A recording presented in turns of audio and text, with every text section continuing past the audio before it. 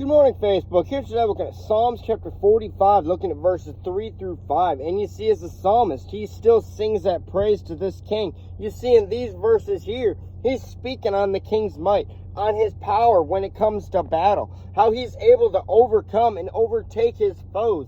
But you see, he's saying here how this king, how he's victorious in every battle that he takes place in. But you see, that made me think and recollect on my past, on the current situations, on the things that I allow to take hold and many times distract my mind.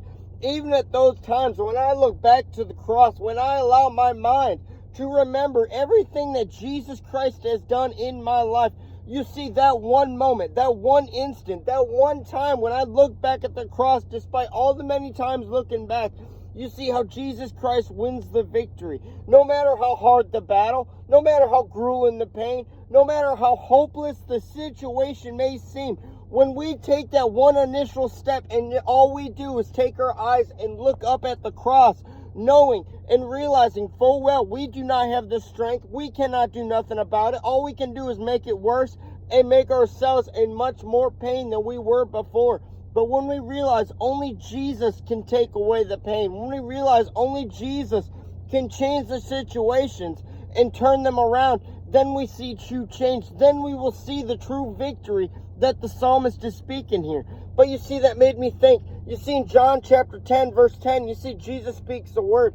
The enemy comes to steal, kill, and destroy, but I have come that you may have life and have it more abundantly. You see, in that verse, Jesus describes two paths, that we have a choice of which path we're going to take. But you see, that's a daily decision. That's a daily choice. Each and every day, we have that choice. We can choose to live that joy, that peace-filled life, that abundant life that comes from being fully surrendered, trusting in God in every situation that we can go through. Or we can look to that other path, the path that the enemy would push us, would prod us, would try to deceive us with all those lies, thinking there's a solution down that road that leads only to death, that will steal your peace and happiness. That what that path does, it makes it rely on you, makes you wonder and think to yourselves, what are you going to do to get out of it?